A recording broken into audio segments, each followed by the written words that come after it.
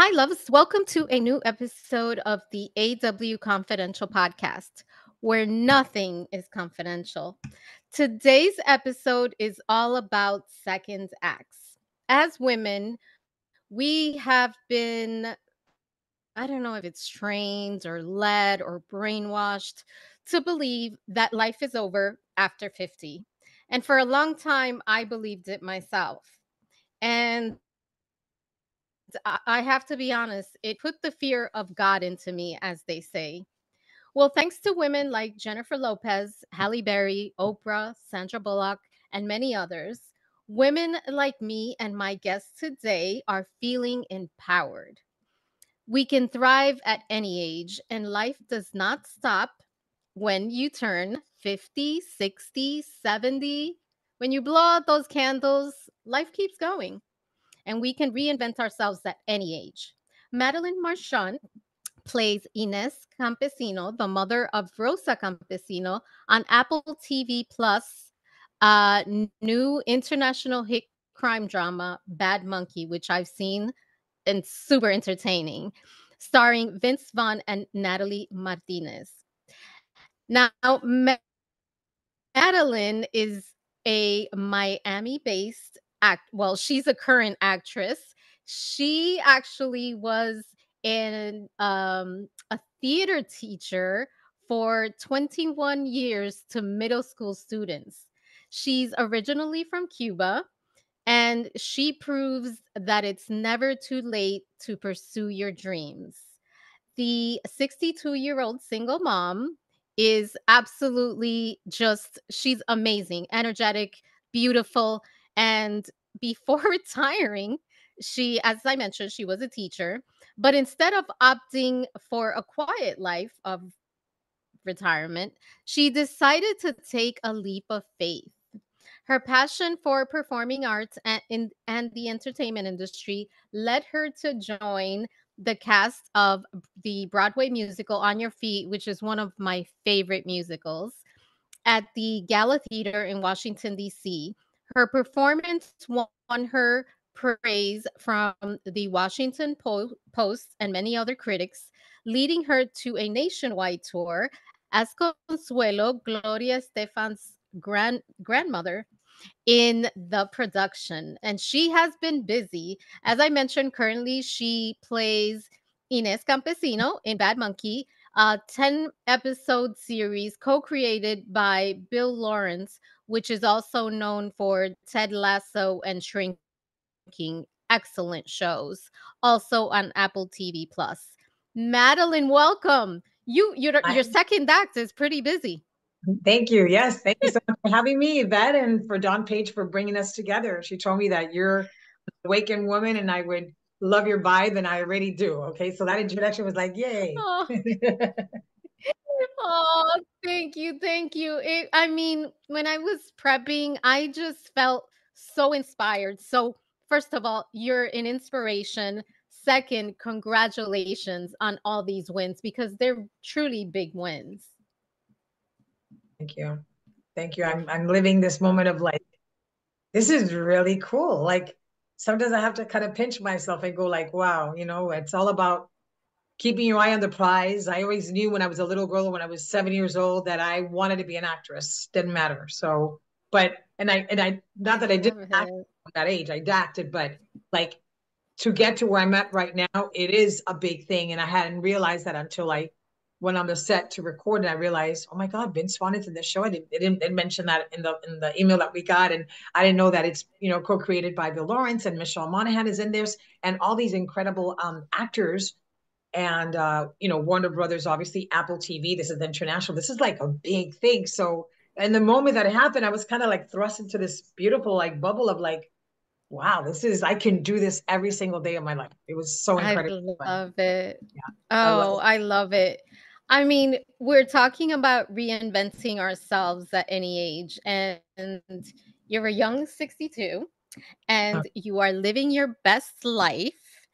And most of us have a real fear of getting older and think that, once we hit whatever the age is, X age, 30, 40, nowadays, you know, um, that you're older and your life is over. I mean, you're older, but your life is not over. And as Latinas, that's how we're raised. I remember when I was I was in my, I think I might have been like in my, I want to say 28, 29. And my family would say, what's going on? You don't have kids. Or te va a quedar jamona. I was like, I don't want kids right now. I'm not ready. But there's this whole stigma that it's hard to shake. Mhm. So, you're Cuban, and I just want to try and understand, how did you get to that place of empowerment? Because as Latinas, as women, it's hard sometimes to shake off, the stigma and, all these crazy old beliefs. Absolutely. Great question. My mother was a single mom as well. So when I was 10, they got divorced, and I had a younger brother, age, I said 5 years younger. So I saw my mom, what they say in Same. Spanish, like una batallando, constant, just like, and I remember her working two jobs. So my brother and I can go to private school, that kind of thing. So I remember her just being like, like a luchadora, like constantly doing that. So that I saw that too. Also, my mom was a road warrior. Lot we didn't afford airplane tickets, so on the road she would drive from Massachusetts to Miami. So I saw it in her, a very didn't take no for an answer lady, very strict, very metiche. She's like she's very similar to the character that I play on Bad Monkey. If you see that first scene in episode 2, I the phone did, call, what are you yeah. doing? What are you doing? Are you doing this? And you should be with your sister. And you lost your sparkle. Like, that's like, oh my God, that's like, that was my mom. And then aside from that too, my mom was, a very strong woman. And maybe, the lack of, the relationship of having a man in her life made her the man and the woman, and as a parent. And I remember that I would, like, my mom was just a great person, but, she was strict, and we still had fun. I still did things here.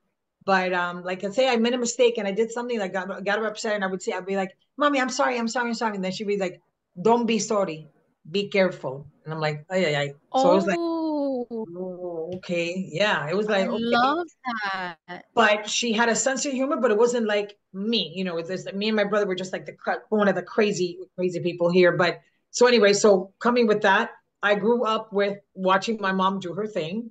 My dad was remarried, and of course, I wanted that life. I wanted to be in my dad's home and be like, have the father and the mother in the nice house, and I didn't have that. So that was a lot of struggle for me. Um, but Yeah. at one point, anyways, but I started acting, I started doing this, doing that, and I stayed busy doing the performing arts, where there was television commercials. And of course, at one point when I did decided to get married and had kids, I had no choice but to start teaching, because you want to be, you want to bring, what is it, provide to your home. And then that stigma again, unfortunately, my marriage did not work out. So I became then the single mom again. So here I go again, one more time, being my mother, losing my mother, many years ago at the same time. And so I now have two daughters watching me be that, mama bear with the knife in the mouth, going out and doing everything too. So, nobody messed with me, but I became the breadwinner. I made a goal. I'm going to buy a property, and I did, like, everything on my own without the help. I have to say it, without the help of a man. So number one, my mother did it I without the love help of a it. man, and I guess I saw that, and I was like, you don't need a man to get you what you need, and nothing against that. Trust me, I would love that. But I found myself just, to get things done myself, I had to do it myself. And it's funny because both my daughters are totally two different personalities from each other. Each of them has, something of me. But I love how, one is in acting, one is in theater, doing wonderfully, and the other one's in politics and law. But how funny how they have this wonderful fire, and I see them, and I sit back as a mom, very proud to see that they've grown up to be very powerful women with great minds and great insights. So as a parent, the stigma was just like, as a single mom, you have no other choice but to survive. So I think that's what it was. Nobody was telling me you couldn't. Then You do what you it's funny, gotta do. exactly. And then there's the little plaque that I have Yeah. in my room that says, they told her no, and then that she couldn't, so she did. Like, so all you have to tell me right now, Yvette, is like, oh, you can't park your car there. And like, I fit in there. And goes, no, I don't think you're fit in there. And I go, okay, why? Like, I'll be that person, and not to prove it to you, to prove it to me. Watch me. I can park my car in that space. It fits. It's that kind of thing. So I love your question about that. So I hope that kind of just answered that. My mother was my role model of just being like that. And of course, my father was in my life, divorced here, but he was in the entertainment business. He was a really, really big pioneer in TV and radio. But he didn't want me to be in this business. So talk about clashing. So that was hard That's too. right. Oh, that's right. Yeah. So he was not like, So so that's, go ahead. no, I can imagine. And as you mentioned your dad, oftentimes those external voices can make us insecure. And you were, a theater teacher for 21 years. And, what it's interesting because I'm trying to like pick your brain as to when did that shift happen when you sort of, went from that stability, that sort of es Okay. como un I can patrón. It's answer a that. pattern that we use, right? And I'll wave to you for a second here just to say hello. Um, that shift happened when I knew that I wanted to retire it when I got to my age. Basically, I was like, I knew that I was coming to the age of retirement, and I came to teach for what, 10 years. I was only going to teach for like 10 years, but I had a great position at a magnet school, South Miami Middle School, where I was able to audition students to come to my program. So I got to pick the students to come and spend time with me, 3 years. Had an incredible program, great support from the parents. And, imagine being 21 years teaching and having 21 years of sixth graders who grow up, from 6 to 8, become, young people, and then they go off to high school and college. So a lot of these people are still in my life, which is a beautiful blessing, and they're doing incredible. They're on Broadway tours, on TV shows, movies, concerts. I mean, they're doing fantastic. But I just started teaching, and then one thing led to another. And my 11th year, and then I was like, happy 15th year, I was like, what am I doing? Oh my God, this can't just be it. I know that I don't want to teach, I until know like I that see people teaching feeling. to like, Yes.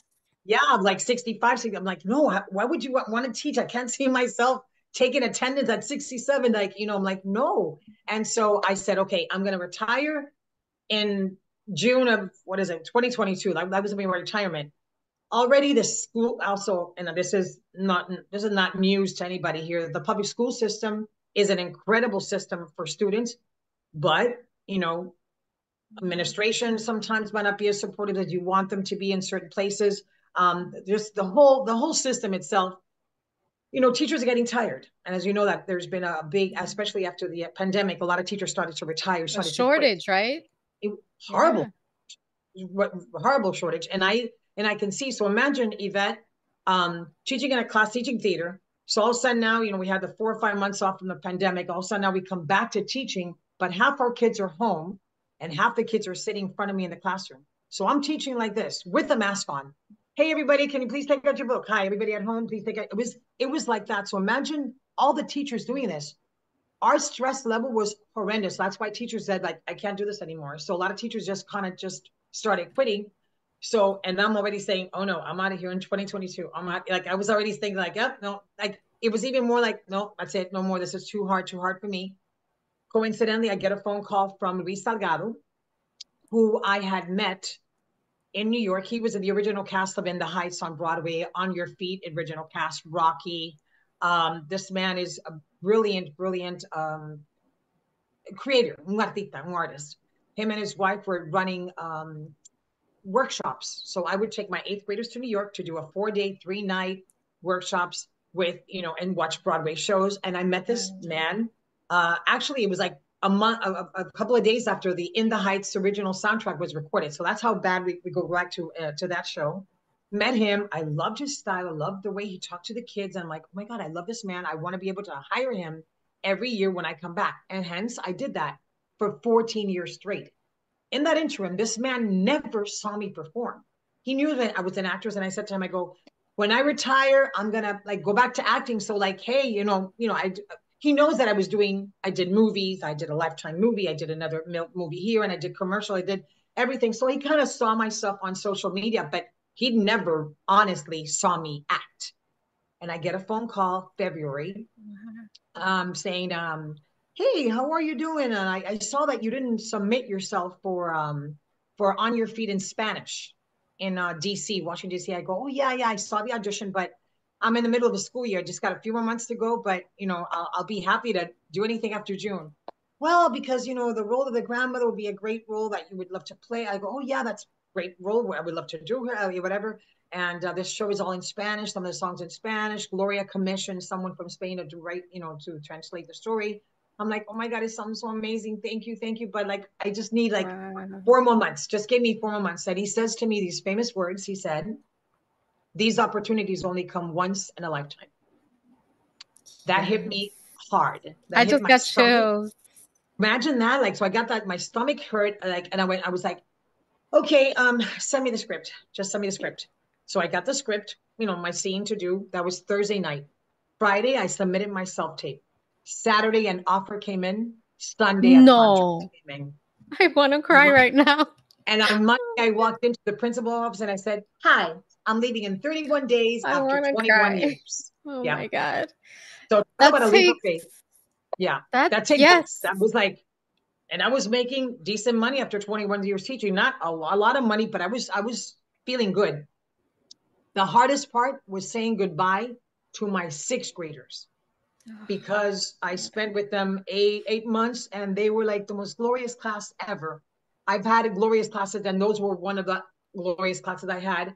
So when these kids find out I don't want to go, it was like they were crying like if they were at a funeral. It was crazy. So on March 31st at 3 o'clock, I left my classroom and at 6 o'clock, I was on a flight to New York that same day, literally.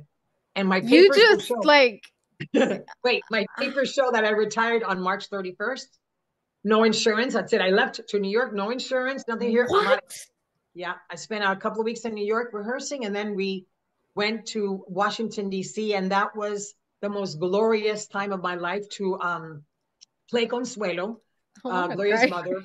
Yeah. And Oh my that was my God. father's mother's name, too, Consuelo. So No. it was crazy to do that. I got that. And it was amazing. And I knew Emilio and Gloria from back in the mid 80s. I recorded a dance music song. I'll let you know the name about it later. It's on Spotify, whatever. So I even got to open a show for the Miami Sound Machine back in the 80s. But What? they had not seen me, in person a long time. So on stage, they come up. They were their mother. I mean, it was Emilio and Gloria and the sister Rebecca and her husband. Like they came to see the show. They were so emotional because the show's now in Spanish. So that's the way the grandmother spoke in Spanish. That's the way the mother spoke in Spanish. So it hits you hard in Yeah. that language. It was really Yeah. stunning. And Yvette, after the show, they were like shaking my hand and I have my wig on. Okay, great, great. Thank you. Abuela, you did a great job. It was later that I changed into, the little after party. They were like, oh, Madelin, no. Oh my God, I knew it was you. Like it was like Wow. such a crazy thing there. And that again, that production there at Gala Theater in Washington, D.C., anything they do at Gala Theater is like everything they do, it turns to gold. Um, and the show got rave reviews. And as you mentioned here, yeah, one of my bucket lists was to get a review in the Washington Post. I did with a picture attached. And I got a nomination for a Helen Hayes Award, which is like a Tony Award in Washington, D.C. with that role, which was like, wow. So here I'm really happy. Everything ends in June. My father, Cabezon, who had seen me, I hadn't seen me in a while in a lot of shows, would see me on TV if I told him, hey, I'm on this movie or I'm in this show here. But then my father was not going to come and see me. He was 86 years old and I'm not going to go. No, ahí, no me lo digas mal. I go, papi, por favor, it's in Spanish. Like you'll love it. Like I'm playing, this great role. You want to see me. And he just said no for a month. Finally, he woke up one day and said, okay, where are you? So he came the last day, Yvette, the last day that the show closed. He came in the morning, flew in the morning, saw the matinee. We had lunch and then he left back at night. But that's when he saw me and he said to me, tiene mucho talento. Finally, it's like, thank you. Yeah. So it was a great, great, Wow. great, yeah. It was really great. So, and then the same director was directing the second national tour of On Your Feet.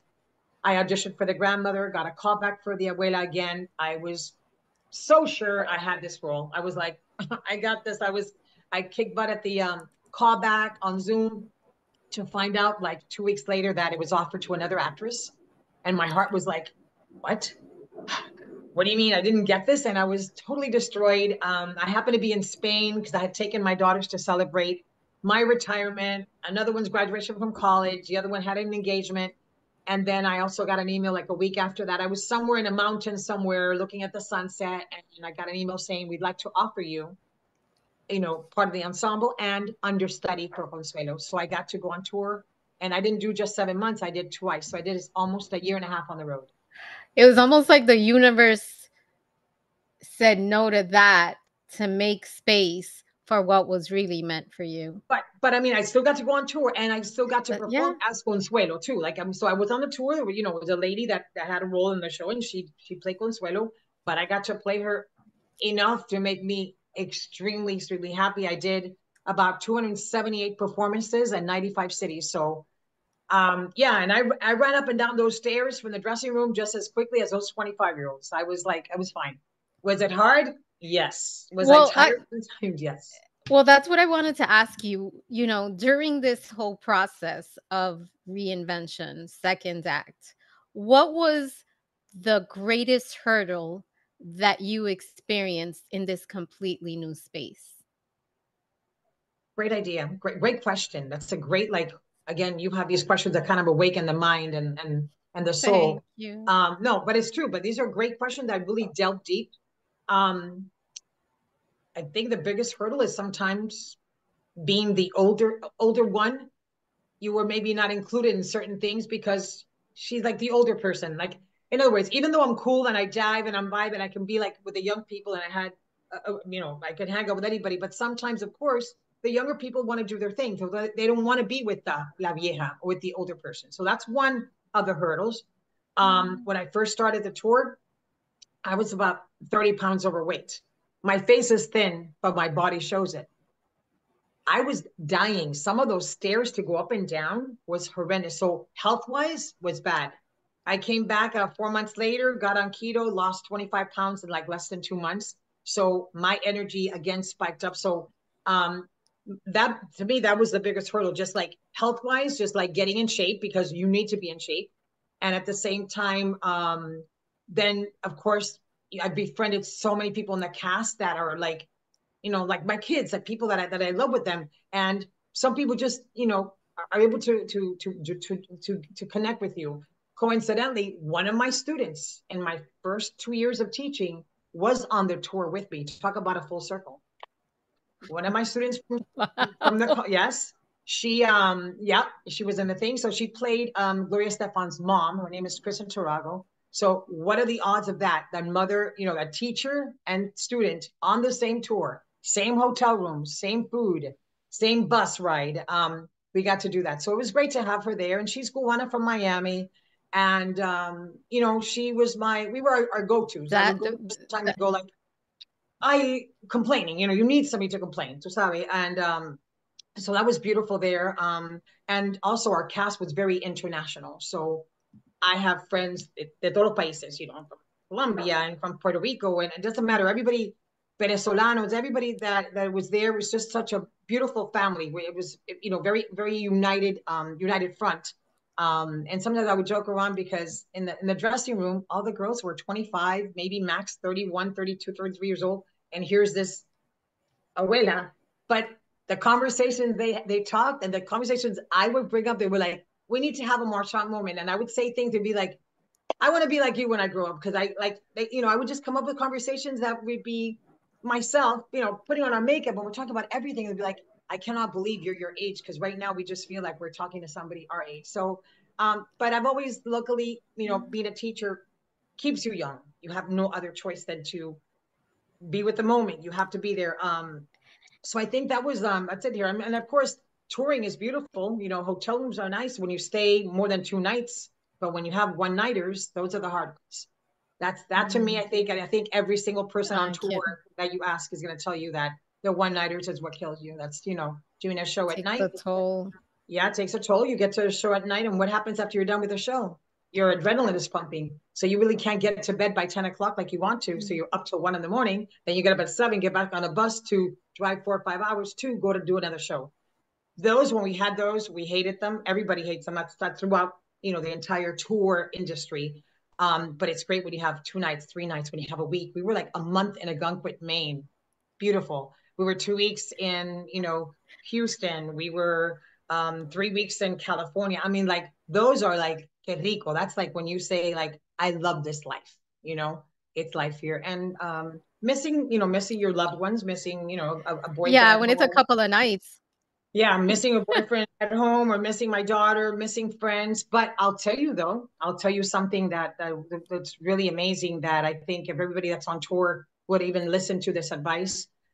Again, I'm older, but connecting with people all over the US that is either old friends or family. So I went to high school in Massachusetts. I didn't go to high school in Miami, so I didn't grow up with anybody from high school here. And believe it or not, when I was in Maine, Massachusetts was only like an hour and a half. So I had a lot of my friends that I hadn't seen in 45 plus years come to see my show. So Wow.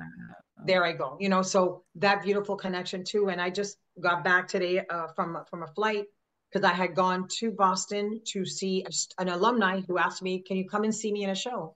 So I went to see this alumni in a show. And then yesterday I met with 5 or 6 of my friends from high school. I made appointments like every 2 hours. And how lovely was that? Like, and I said to them, I go, theater brought us together, the first place. And then here, theater is bringing us again to here. So I'm so blessed for that, for just to have them. I told them last night, it's so wonderful that our age, even though we separated for 20, 30 years, we missed each other's weddings, we're here for the next 30 years. And I think it's important to have these women supporting women in their lives. Absolutely. Absolutely. So that's my little story. Now you mentioned, younger women, and Yeah. I'm sure you've been a mentor, and let's say for anyone listening who's thinking about, that process of reinvention, we can begin our own process at any time. Correct. What advice can you offer from your experience? Share some, Okay. although you've shared quite a bit of wisdom, Well, but that's what I'm saying. Like, there's little things to what do. Yeah. advice can you give us? But that's advice for there. Okay. First of all, are you happy with your life at this moment? That's number one. Are you happy doing what you do? And it's very important to do what you love and love what you do. I mean, like, and I tell my daughters all the time, I tell whoever I meet, you got to love it. Now, do some people take jobs because of the money? Absolutely. For stability, I get it. But you're not 100% happy. Yeah. And after 20, 30 years, you're like, you're just hating you're hating your life. So my advice is, obviously you're not going to do anything crazy. Obviously, as you're getting older, if you have, what is it, Social Security or a pension, whatever, that's going to also help you, because you just can't just quit a job and just be, homeless or penniless. Obviously not. And I thought about that. But it's, did you make your dreams come true? I'm sure you had goals. I'm sure you had goals when you were little. Is there anything in your life that's missing that you would like to happen? And it doesn't have to be in acting. It could be like, I wanted to play golf. I want to learn how to fish. I want to learn how to play tennis. I want to learn how I to, want to take a trip to Europe.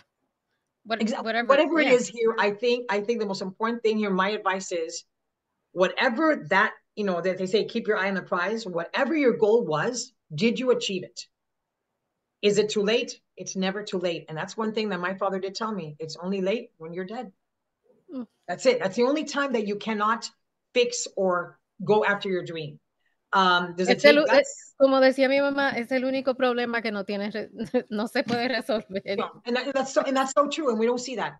Are people afraid? Oh my God, yes. I've asked, I've talked to people sometimes. They're like, oh my God, no, you're crazy. And I'm like, no, actually, I'm not crazy. Because they tell me that I'm crazy for doing what I did. I'm like, how would that be at all craziness? People don't know behind the scenes, how many self-tapes of auditions did I submit through my agency, through the casting director, to get a callback and to finally make this one? Like, Bad Monkey is big, this is big, but like, how many no's did I get? Like, people, like, it wasn't like Please do not think that it was like this. I mean, it was years and years of You just get overnight success. no. And I will fight you on that one, that there's no overnight, but you cannot quit though. You can't say, oh my God, I did 5 auditions and I'm tired. I'll come back. And I go, no. You need to continue.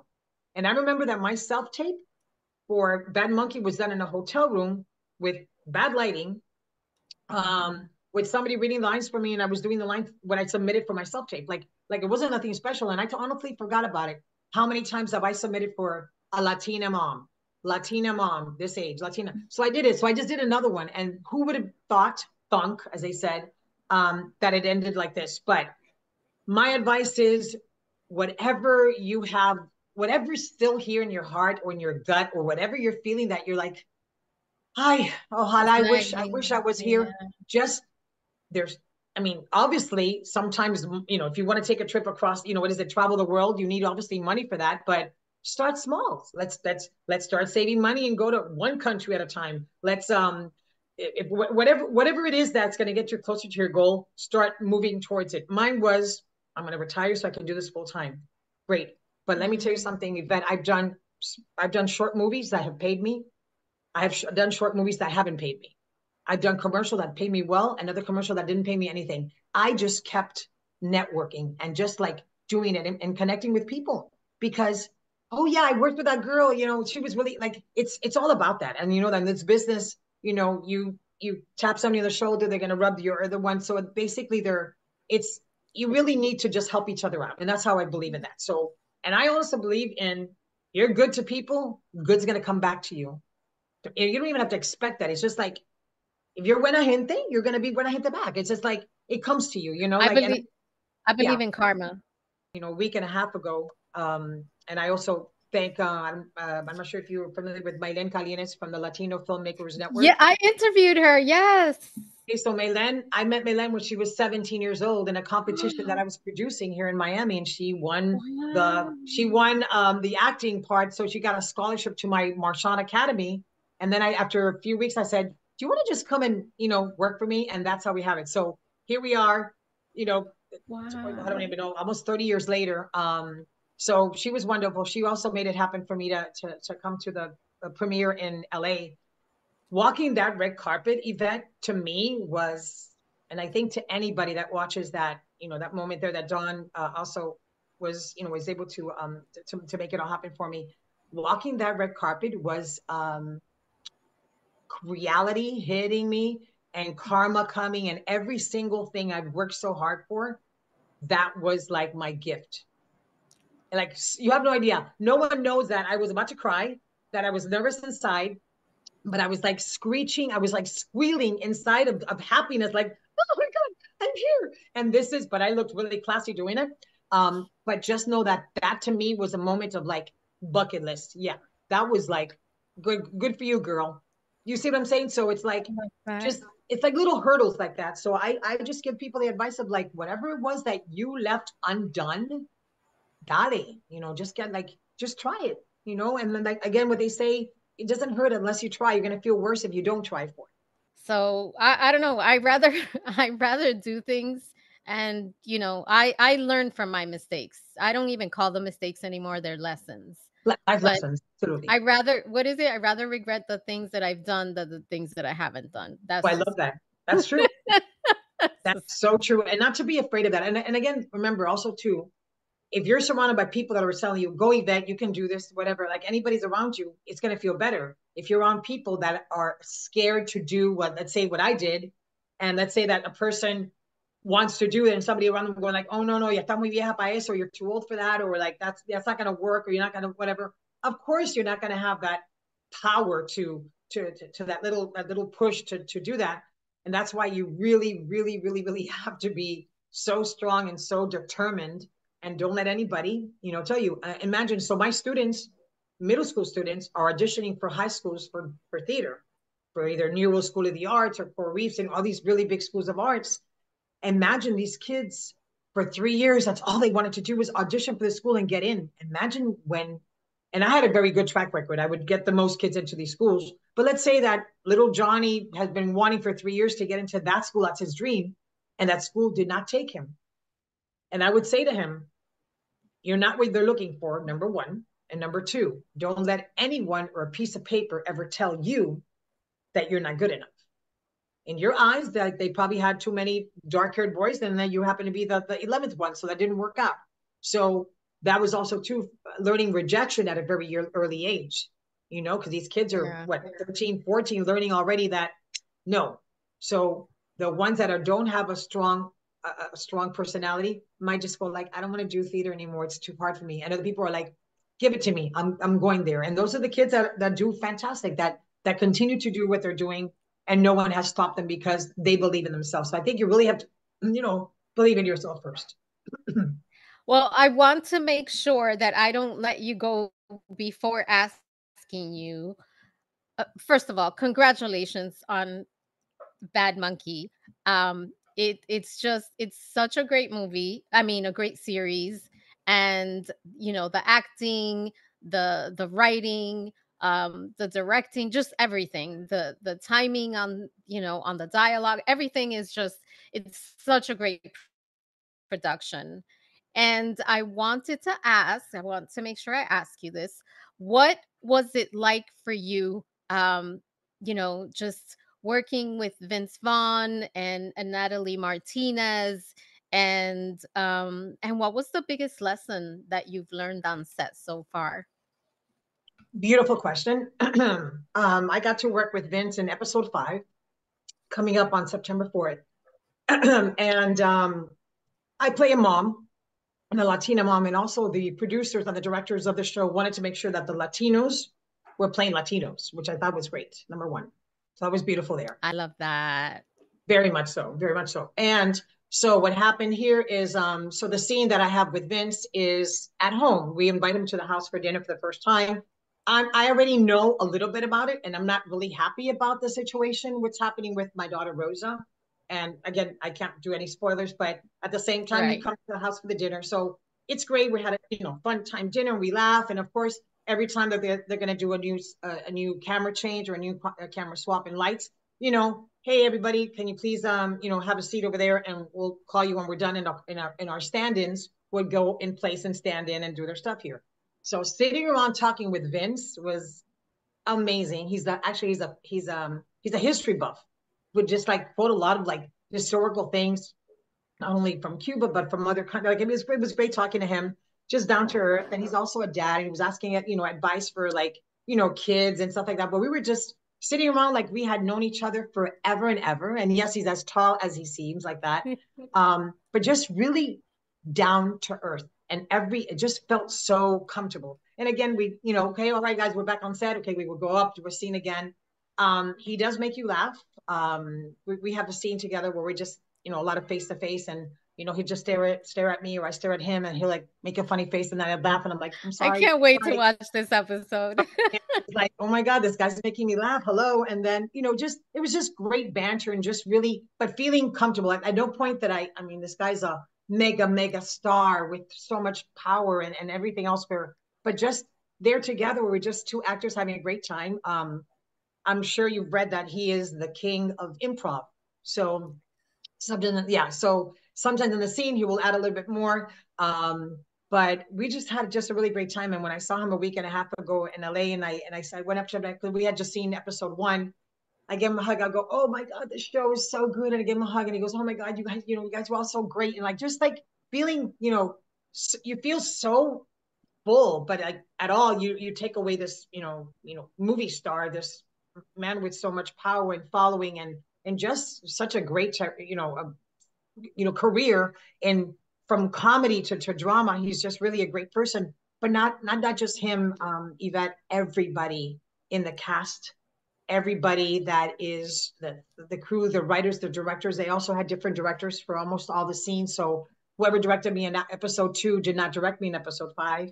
And then I have episode 8 by somebody else. So it was really great to work with different directors, and I love that. Bill Lawrence came out when we were shooting the first episode, the one that I'm on the phone with him. He came out and he said, let me ask you something. How do Cuban parents talk to their kids? And I'm like, honestly, like, we swapped from Spanish to English, like without even like thinking about it. Like, it's us breathing. He goes, good. I like to be able to try to shoot a scene with that kind of idea. And that's the scene that stayed. That one that is That's Spanish. why it felt so real. I was like, "Wait a minute." Yeah, It felt is familiar, like it felt exactly. real. And the Yeah. scene was longer. The scene was cut. That scene was actually much longer. But I mean, you already know by that very small scene that, oh my God, she's a mom. She's on Yes. her kids, and at the end, she's like, yeah, what is that? ¿Qué pasa, mija? You lost your sparkle. She goes, okay, mom, bye, bye. It's like, what are you telling this adult woman? Exactly. That and that's so a typical mom. ¿Qué te pasa? Hello, ¿qué te pasa? So I think episode 5 is gonna have a lot of that whole family name in there too. The gentleman that plays my husband, Roberto Escobar, he's a lot of fun too. So it was great to, I've known him for many years, but to finally work with him.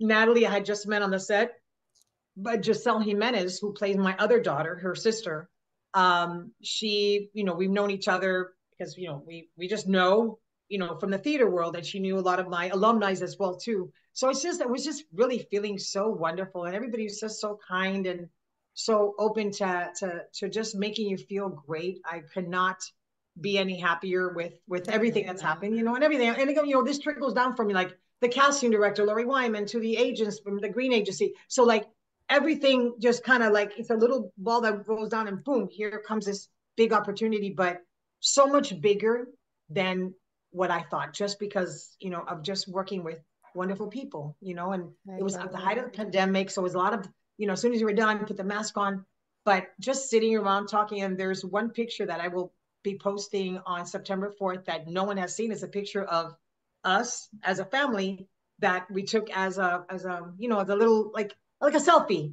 But it's so great because Vince is there and my TV husband, my TV daughters, and it was just like this picture says so much, and the smiles on our faces just give you that whole like, oh my God, I want to be part of it. But the show is really a lot of fun, so I am so excited for people to keep watching it and to see what happens because there's a lot of crazy stuff happening. So Oh, yeah, from the beginning. It's very I found it like quick pace. yes, right. But yes, absolutely. So now you have this show Yeah, and you have this new career. So yeah. what's next? What's next is Yeah. I auditioned for several plays. Okay. Okay. So I'm waiting on that. And of course, right now, also auditioning for other Okay. projects, Good. names, what is it, NDA? No, So no other names. projects, No names. I just no want to names make needed, but sure like that you are other, let's say, staying on that dream. right. So episodic, or you're auditioning for a movie or a film, or it doesn't matter. The good thing is that I can do theater and I can do commercials. So a little bit of everything. And also, back in 1980, Madeline Red had a song that, you know, two very talented gentlemen recorded. They asked me to do the vocals for it. So the song now, 39 plus years later, still gets played on Sirius Radio. It's on Spotify. It's on if you go to a club, they'll play the song. So it's a dance music song. So one of the things that Madeline Red wants to collaborate and do a new song. And so if we're getting really excited about just kind of bringing everything together, and Wow. sharing that This too. is Yeah. And crazy. I want to just do like really, this song never had a music video. So I would love to, in this music video, my project is to invite every single DJ that ever pushed my song from 39 years Wow. ago to have them part of the video, whether they're a waiter or the driver or my Uber driver or the lover. I would love to be able to, incorporate all these people that really made it happen, I love that. like something fun. So again, moving like right now, this is the stepping ground, the what's going to propel me into the next step. So I'm, open arms, open mind. I don't say any no to any projects. But so we're just hoping, and I have a great team. I have a great manager and Angelica Torres, and I also have Don Page as my publicist. So a great team that just really believes in me, and that's very important too. Aside from my family and friends, which is like what you need in life is for them to like, darling, keep going. And of Need that course, support. and everybody who's up above, applauding from Yeah. up there to both of us. I really believe that they are very proud of the work that we are both doing. You're So gonna make me cry. Oh my gosh. Well, I love you. I love your story. I love what you're doing. You know, this interview came during a time that, I believe the universe knew I needed the inspiration. So wow, thank you for everything that you're doing, because you're inspiring a whole group of, new women. that's what I want to So do. That's what so I want. I want to thank you. inspire. I want to inspire, and I want to let them know that it's okay. And you're doing exactly what I would be preaching someone to do. Like, don't let anybody do it. Like, who? There's no. That's one rule. That's one law that's never been written. Nobody told you only had to have one career and you're done. And no one can tell you you can't. So just be happy. We got just one life to live. And remember one thing: we live life from 0 to 30, 30 to 60, and 60 to 90. So you're still good. You're still in that middle there. I'm in my last batch. I really got to move fast, you know? And I'm going to leave you with one beautiful quote that I would tell my students Well, whenever they this feel free. oh my god, this was this is all so this is always my last question. AW likes to end interviews with a quote, mantra, piece of No advice. way. Yeah. No way. Okay, ready for mine? So Here we I go. was going to say, what lesson can you share with your younger self that we also need to hear today to help us stay encouraged? So what is that quote? Okay, wait. So is that a two-part question? Like, what could I tell my younger self would have been probably like, I would have gotten on the ball sooner. I mean, It's okay. Yeah. Yes, at age 27, I was on Univision doing, an exercise spokeswoman. Then I did for 1 year on Telemundo SNL in Spanish, kind of like a comedy thing here. So I've done a little bit of everything, but I wish that maybe, I don't think so. I think everything had to be done the same way because Yes. teaching had to do it. Also, my daughters, that's how that this is. I could not be happier. So they say that everything turned out the way it was supposed Yeah. to. Maybe a little bit later, but I'm catching up, girl. I'm catching up. So Yeah. I think is for anybody listening is ponte la pila. You know, make a game plan, have a have a checklist, whether it's a career checklist or a relationship checklist. That's very important. That's one thing though I would have told any kid. Make sure you have a checklist for whatever you think is important in life because it makes a difference. So Really? Wow. Okay. a checklist. In other words, What do you want? in other words, well, no, not only that. Let's suppose like your daughters and they're dating somebody. Have a checklist. What is it? Make sure that he has manners. Check. Make sure that he went to school and has a degree. Check. Like I didn't do that when I was younger, so I probably wasted my time on people that I wasted 1 year or 2 years. And when at the end I was like, oh God. But it's true. We were never taught about checklists until like later on in life. But I think we should have a checklist for everything that's important in our life. Is our career a checklist? Is my health a checklist? Is my relationship a checklist? Is my home a checklist? Whatever it is, just make a checklist because it does make a big difference. So my quote is, ready? Yes. To be a star, you must shine your own light and follow your own path. And don't be afraid of the dark, for that is when stars shine brightest. Oh my god. Is that beautiful? Wow. Anonymous. Oh my Anonymous. god. There is one thing that I have, Yes. and I play this game called We Connect, and I pick a card. It's Okay. random, it's not my questions, it's a game. Okay. I'm gonna ask you, I just pulled out a card. Let's Okay. see. I love this. Says, oh, what has been your greatest accomplishment so far? Being a mother. Being a I knew mother you were to gonna say that. I knew you because were gonna say that. because what else? I mean, if I had two daughters that were a mess, I wouldn't say that, obviously. Does that make sense? Like, we're not gonna lie, but I do have two gifts in my life of not only that is just that they're really great people that I created and and their dad obviously a part of that, but like just watching them and sitting back and watching them as women, I think that's my biggest accomplishment. Not to watch them as little girls anymore, it's just like to sit back and go like, wow, so mujeres, like they're older people. Cause, I have a 24-year-old that looks like she's 16. And sometimes I'll be like, hey, did you go, Mom, I got that. I'm in law. I'm doing my master's right now. Like, it's crazy. And then I have another daughter who's 28, who's an actress now. And new show that she's going to be in with the John Leguizamo. He wrote a play, and it's going to be in Washington D.C. and she's in that. And I still tell her, "Hey, did you go, Mom? I got but never with a bad thing." But I think my biggest accomplishment has been then my two daughters and my career. That's it. I never quit neither one of them. I was always invested in raising my kids and having my career. I never cheated one from the other. Did I miss a little bit here? Did I miss first days of my daughters going to school because I was a teacher? Probably. But my ex-husband did that for me. So that's it. My accomplishments are my career and my children. That's it. I love that. Madeline, thank you so much. I want to make sure everyone knows how to find you, how to find Bad Monkey. So please share that with us. Absolutely. First of all, thank you. You are amazing. You're an awakened with a woke woman.